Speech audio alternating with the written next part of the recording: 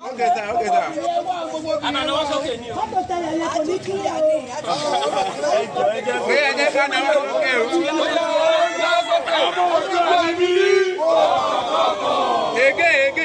Again.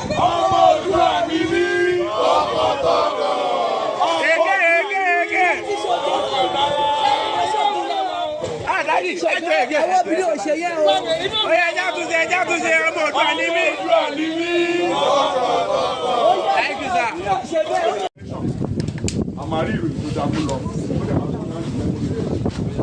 Èmi ò ní ọ̀rọ̀ púpọ̀ láti sọ bí kì í ṣe pé kẹ́mi introduce wa sí ọ̀gá wa ń bí báyìí tó jẹ́ pé àwọn ní controller heritage museum ti ìlú Badagry lẹ́yìn. Àwọn ní Mr. Peter, àwọn ní controller bí báyìí lẹ́yìn. Àwọn ọmọ ẹgbẹ́ OPU Odua People's Congress láti gbogbo àgbáyé progressive sorry àwọn alákàkiri àgbáyé làwọn ti nílé tó mo fẹ́ introduce àwọn officials ní so that kẹ́ fún wa ní ẹ̀kọ́ ní ṣókí nípa àwọn tó ṣẹlẹ̀ bí 1000 years ago state trade Badagry. So maybe Emma, you permit me to speak in English. Baby.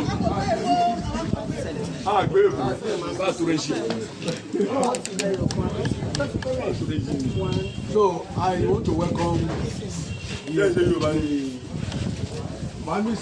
because we are used to curating the museum. So I want to welcome the entire member of OPU under the able leadership of Cuba and Daniel Adams to Badagry Heritage Museum. So this museum was actually established in the year 2002, but this building itself was built in the year 1863 during the British colonial era in Nigeria. Then the building was referred to as the District Officer's Office, that is the DO's office. So this is one of the oldest administrative block in Nigeria. So it was vacated in 1958, 2 years before Nigerian independence. So after that, it was used for different administrative purposes before it was lately converted to a museum.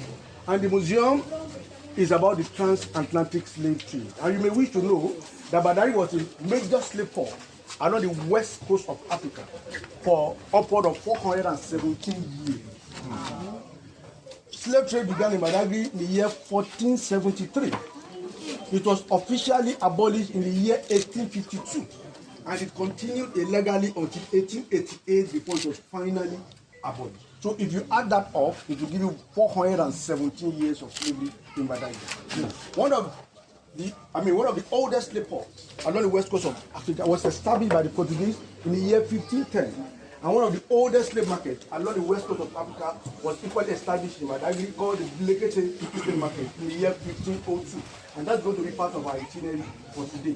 So, in 1852, Badagry signed an abolition treaty with the British government. And there's a clause in that agreement which stated that all the implements used during the slave trade should be destroyed. So that was when the slave port was destroyed, the slave market was destroyed, all the shackles of slavery cannons were buried to wipe up evidence or record of slavery from Badagry. So the museum was established by Ashwadu, former governor of Lagos State, by the grace of God, the incoming president of Nigeria in the year 2002. And the exit, so the idea was to preserve that heritage so that that history will not be lost forever. Because there's a popular saying that if you don't know your past, then you are ill-equipped to deal with the future. So that is why the museum is preserved. It's not to preach hate, rather to preach a co-harmonious existence among all races of the world. Because slavery started when a particular race felt they are superior to other races. So the museum is divided into 9 galleries. And the story is arranged sequentially to tell the story of transatlantic slave trade. The first gallery is called the Introduction Gallery, which gives an insight into how slavery actually started. It began in the year 1445 by the Portuguese Because then they were given the right by the Vatican to explore the west coast of Africa. Initially, it was in search of gold and ivory and probably to propagate Christianity. But when they arrived, few Africans were kidnapped to serve as a proof and evidence to start heading the navigator that they had actually crossed northern Africa to West Africa. One that they are people of very different color. So when they arrived in Lisbon in Portugal, they discovered that Lisbon are very strong and they can easily adjust to any climatic condition. So that was how the idea of transatlantic trade was actually conceived, because they came back for more. Because they had initially tried the Red Indians, who were not as strong as the Africans. So that was the preference for the African slaves. So they came back. So all those communities along the west coast of Africa were plundered on daily basis in search of slaves.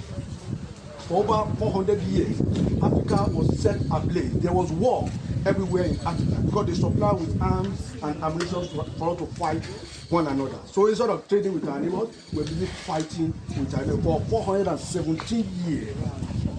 So it brought about a reversal of country for the entire African continent. Because up to now, Africa is still struggling to share the effect of transatlantic trade. So we are still heavily laid down with the body of slavery. It's not about the spiritual effect, economic effect of transatlantic. So the other guy gives you insight into how it all started, how the trade by matter was formed between the Europeans and the Arabs. Because at some point, our people saw slavery as a kind of their own. So it's either you are a slave or you are a slave. So survival is either you are a slave or you are a slave. So most of our Africans were actually forced into that. So at some point, we actually did, because when the demand for African slaves increased, we no longer meet up with rising demand for African slaves. That's why that would form a partnership with the kings along the west coast of Africa. So they served as the middle. So now they were the one that was going to the hinterland to bring the slave to the coastal area to be shipped to an unknown destination. So, like I said, at the last step over 400. When they came to Africa for convenience, it was divided into upper and lower Guinea. So we are around the lower Guinea. Lower Guinea was divided into four. We have the grain coast around Sierra Leone and Guinea. We have the Ivory Coast down at Cote d'Ivoire. We have the Gold Coast and we have the Slave Coast. Slave Coast is in Badagry and Ouida. Those are because slave coast produced. We are told, according to Isoko account, slave coast accounted for 3 out of 10 slaves that they show West Africa. So that to show the volume and the concentration of trade activities in Badagry. So that's why oftentimes in most history books, Badagry is referred to as slave coast because it produced and the vast majority of trade application to an unknown destination. So that same gallery, the fourth gallery also celebrates the Egyptian civilization. And you know the Egyptian civilization is dominated by the Egyptian civilization precedes any other civilization in the world. And we are told that it was populated by the black people. So that is to say, majority of early European philosophers we heard about were black, either black men or women. Those strong men we heard about in the Bible, those strong fellows, they were either black men and what were they known for? They were known for their strength and their technology.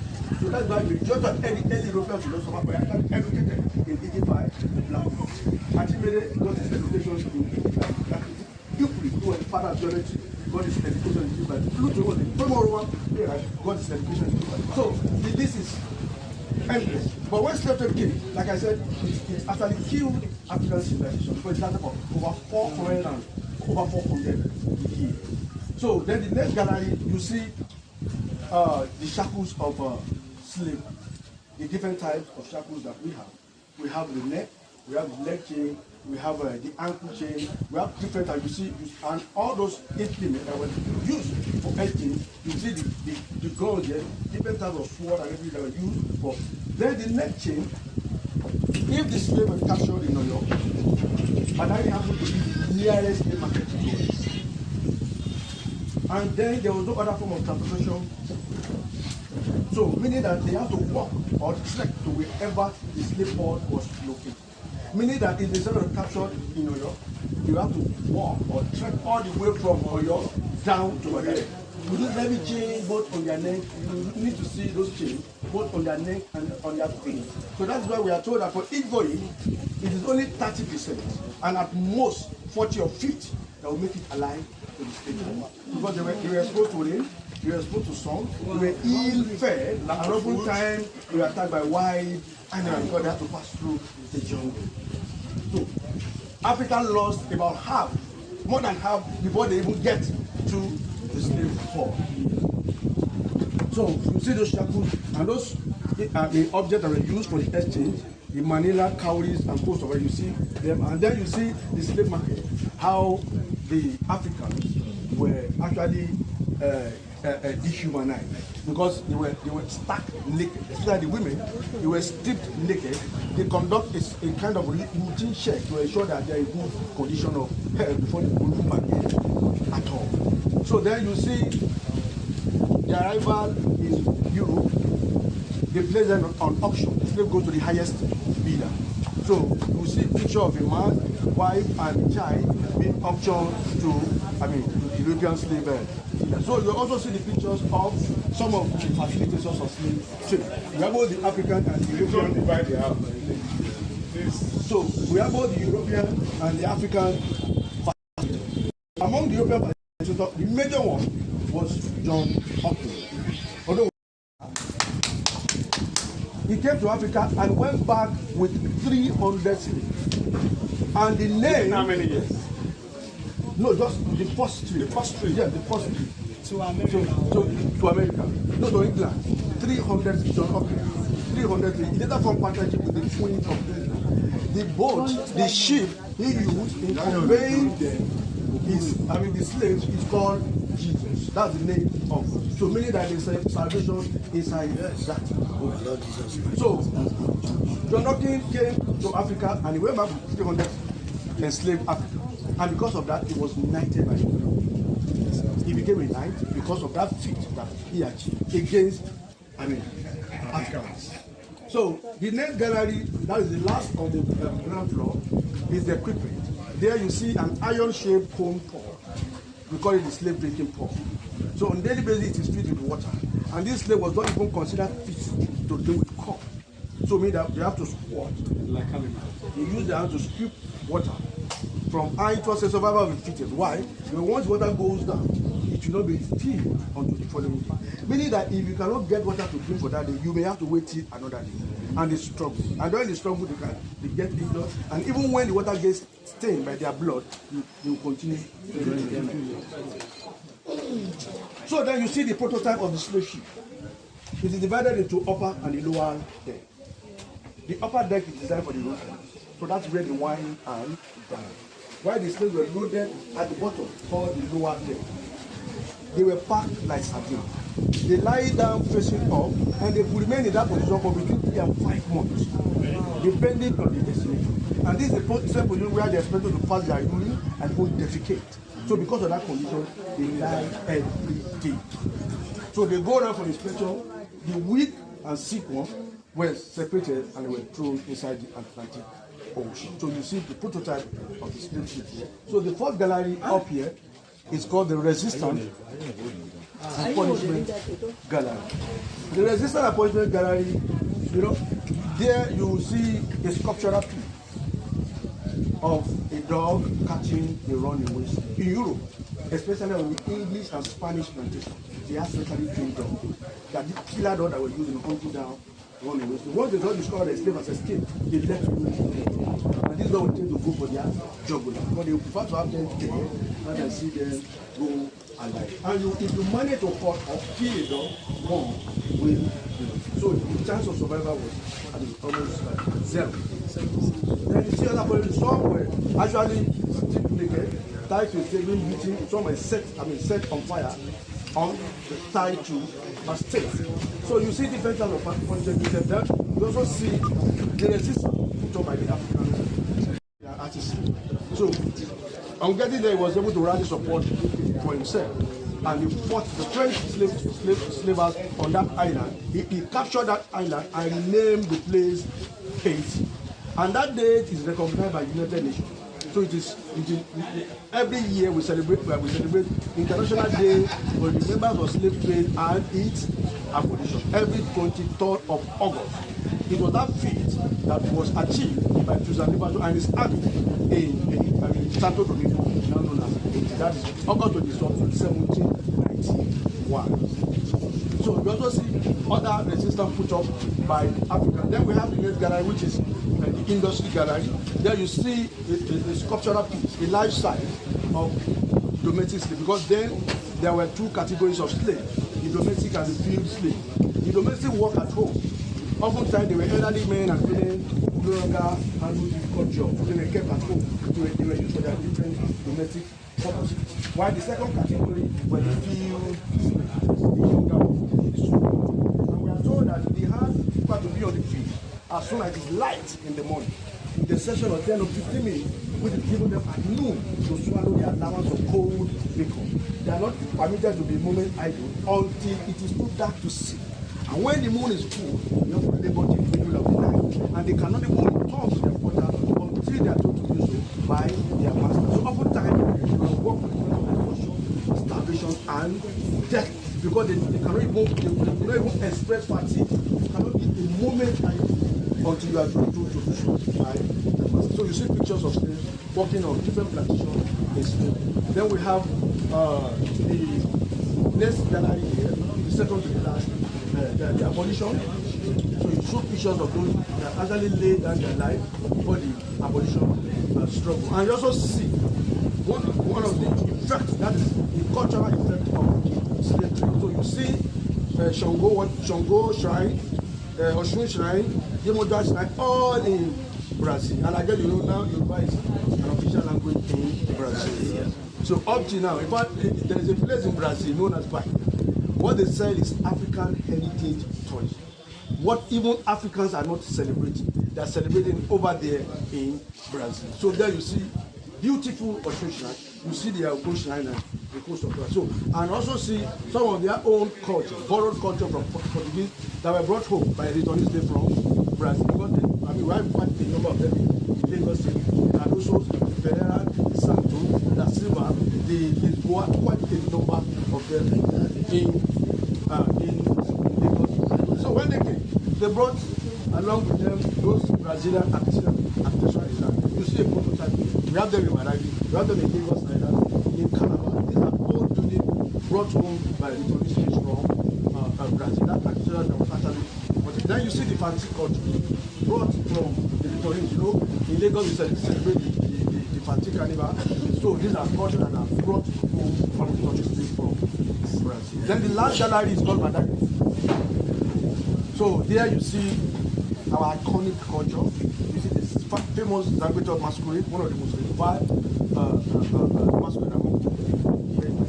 You see the Saturn drum, a twin drum used to announce the ascent of the new moon and also to celebrate the crowning of the new king. You see the P of Saturn drum. So and you also see some of those historical, that is artistic interpretation of some of those historical events that took place in Badagry during and after the transatlantic. So you see the signing of the abolition by the British government and the King of Badagry. You see the Thomas Basprima preaching the first Christian gospel in Nigeria in 1842 here in Badagry. So you also see the first story building built by the Anglican Christian missionary in 1845. You see all this in the last gallery. So at this junction, I will hand you over to Mr. Isaka. So he's the tour guide assigned to the museum. So although I've actually drawn, so you can just walk through the galleries. There are 9 galleries, so you will take it through. If you have any question, you are free. Thanks for listening. You are welcome once again. Thank you, sir. Before we go ahead, I have a question. There is a day celebrated in Europe and America towards December, and we call it Black Friday. Does it related to slave trade? It came from, you see, if we get to the slave market, you see where that word Black Friday actually, Tell us it is from, it was announcement of slave, the sales of slave. So that was how Black Friday actually emanated. But I will expatiate if you get to the slave market. Any other question?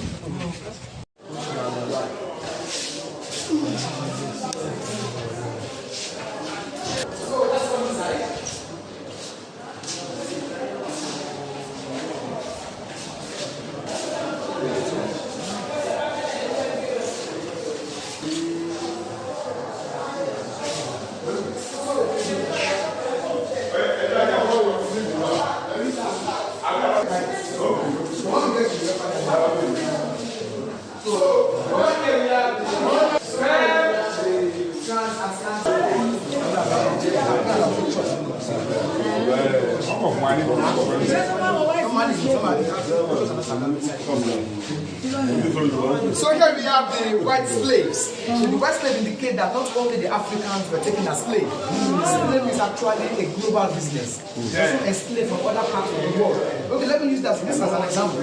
If you go to Spain, some part of Spanish, they look like the Arabs, the Catalonians. They look like the Arabs. So they've been colonized by the Arabs for over 800 years. And also we have another one that we call the Trans-Sahara slave trade. That is where slaves were taken from the Sahara Desert down to North Africa. But during this trade, the slaves have access to buy their freedom and become whatever they want to become. So you have the true example of a slave. And the man is called King Yaya of OPU, who was a slave, and he bought his freedom and rose and become a king in present-day River State in Nigeria.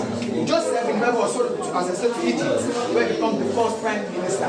That shows that slavery is a global business, and then slavery is upheld as human creation. So let's see the capture part in the museum.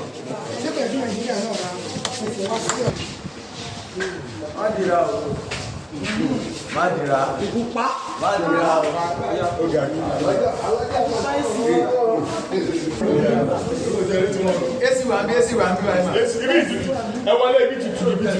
So here we have the weapons used in slave raiding. So these actual weapons used to raid to get more slaves. For example, we have the iron sword and the dead guns. So they are used to raid, at the same time they also use the exchange of slaves. For example, this gun was exchanged for 20 to 40 human beings in exchange. Yes. And these are the original chains used on the slave. These are the original chains used on the slaves. The neck chains for the male, the neck chains for the female. We have one for the child, and this from one slave neck.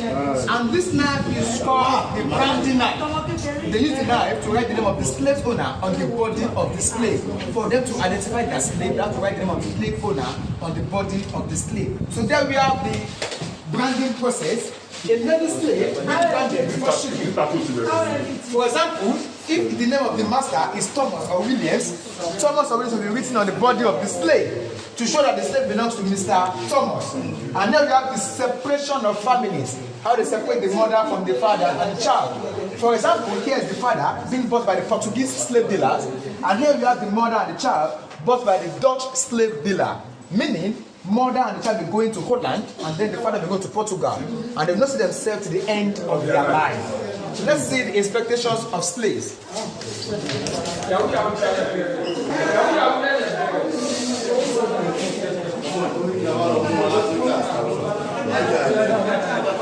So this is the expectations in Tanzania, how they expect the slave. So they were checked if they were strong and fit to work on the plantation. And these are the neglected ones.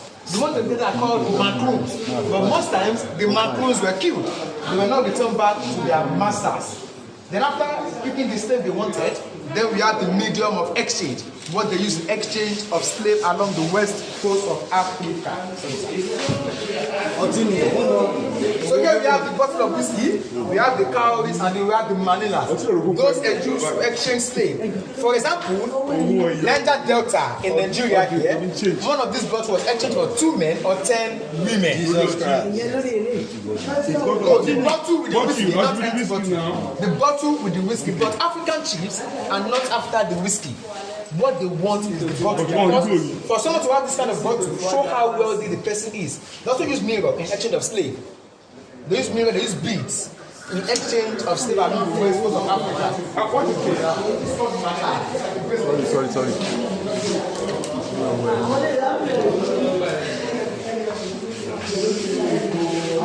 So here we have the slave dealers.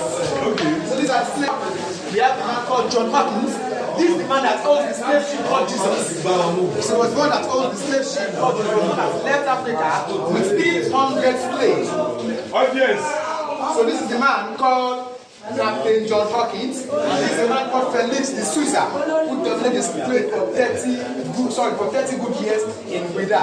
So let's see the next place. This is a city in England. So this is the slave drinking pot. So this is where the slave drink water from. So all of the slaves surround the pot, put their mouth or use their hands to scoop water from the pot. But the drinking is survival of the fittest. Because once water comes from the pot, it will not be refilled till the following day. That's means you have to struggle to get under control. So what depends on how many slaves you have on plantation. And they only finish one day. Once in a year. What is this, sir? Water. Container, water container. And then we have the prototype slave ship. So we have the prototype of the slave ship. And this is the loading pattern, how they load the slave at the lower deck of the ship. So this is how they arrange the slave at the lower deck of the ship. And when the ship becomes too heavy, they throw some of the slave inside the ocean to make the ship become lighter. So this is how they're cooking the slave. And this one is called the cannon gun. So one of these guns was exchanged for 100 slaves. That is one of these guns like this for 100 human beings in exchange. Yeah. And I'm sorry, I'm not trying to abuse anybody. Yes. But this is the reason why Arsenal are not doing the Champions League. Because it's Arsenal Day. So let's go. I want to put here. Let's tell them about this. So this is a cannon gun. So each of these guns was exchanged for 100 slaves. It's a cannon gun. But I'm sorry, I'm not here to abuse anybody, trying to accuse anyone. But this is a sign of Arsenal logo. So that is the reason Arsenal are not performing in the Champions League. I know. So this is what is the Arsenal Champions League. So that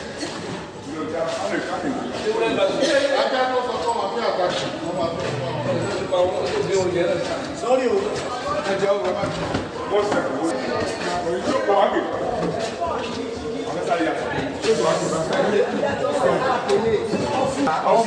Wọ́n fún ẹ náà train ìṣá. Wọ́n fún náà train ẹ̀rọ wò. Gbogbo ló target straight away. So I used to work in a house. And this one has slave that gained their freedom. And later become one of the famous slave owners. They are called Mr. and Mrs. Noto. And Mrs. Noto. These are what Mr. and Mrs. Noto. That's a slave that worked with and they came back and then brought the experience to us in Africa.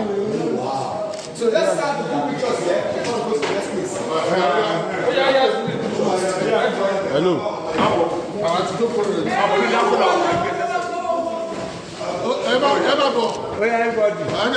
Everybody. Bishop Samuel Ajayi Crowder. So he was one that translated the English Bible to the Yoruba Bible. And this is a man called Candido J. Darocha. You know we say she must have Darocha. So this person that bears Darocha. He was once a slave. And then he returned and become the richest. So how did he become the richest? How did he become richest? Yes. We have two categories of slaves, but out of those slaves, there are some that their masters had interest in it. So the master will teach them how to do some handwork. So he was taught and then become a plumber. So when he returned from slavery, he did the first borehole in Lagos. So he used to sell the water to the rich people and then use the money to take care of the poor. So he sells the water from the borehole to the rich and then use the money to take care of them. But that's why the Bible say, Shame on God. Tell us about this one. So it was built in the year 1849. One of the Brazilian architectural design. Now this is an example of the Brazilian architectural design. Zanbeto is used for security and entertainment in Badagry. Also we have two pairs of drums called Saki drum. Saki is used to do special location in Badagry and it's beaten with a stick called Agida. So these drums use special location in Badagry, either to announce the death of a king or also to crown a king in Badagry. But finally, Badagry division covers from Semeboda down to Ajegule, because the Ajegule of the Ikorodu. That's Badagry division. We have five divisions in Lagos State and they are called OPU. So we have Ikorodu, Badagry, Ikeja, Lagos Island, the Badagry division, prior to the Badagry division is the territory of Badagry Kingdom. That is the Asana Badagry Kingdom. Also, we have different types of